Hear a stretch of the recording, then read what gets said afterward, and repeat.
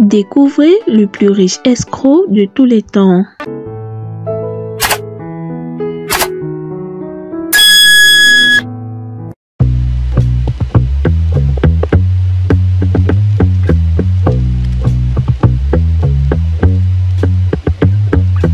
Hushpuppi a pendant longtemps fait l'étalage d'une vie luxueuse sur son compte Instagram. Pourtant, derrière ce train de vie digne des plus grosses fortunes de la planète, se cachait en réalité l'un des plus importants réseaux d'arnaqueurs de la planète. Pour comprendre comment Hushpuppi réussit à passer entre les mailles du filet pendant quasiment 10 ans, une étude vous retrace son histoire. Hushpuppi, ou de son vrai nom Raymond Oluruwa Abbas, né le 11 octobre 1982 dans la banlieue de Lagos au Nigeria.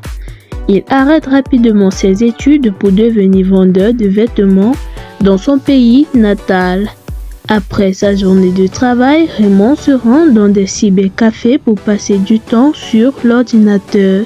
Initialement, il effectue des activités plutôt traditionnelles comme consulter ses mails, se divertir ou encore aller sur Facebook.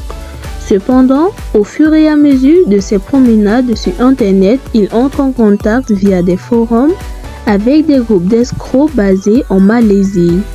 Au lieu de s'en éloigner le plus possible comme tout humain lambda le ferait, Abbas lui décide de les rejoindre et émigre en Malaisie. C'est comme cela qu'il débute sa carrière d'escroc. Une fois sur place, il prend le pseudo d'Hushpuppi et rejoint une communauté nigériane très active dans ce que l'on appelle le broutage.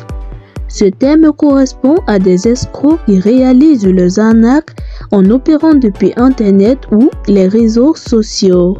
Au début de sa carrière d'escroc, Raymond Abbas commence par réaliser quelques petites escroqueries sans trop d'importance, mais qui lui permettent tout de même de remporter une somme d'argent non considérable. Très vite, il se spécialise dans l'arnaque à l'usurpation avec un mode opératoire bien rodé.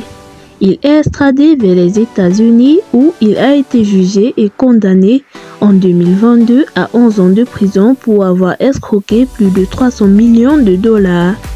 Il a dû également verser plus de 1,5 million de dollars à 2 de ses victimes. Si vous avez aimé la vidéo, n'oubliez pas de vous abonner et liker.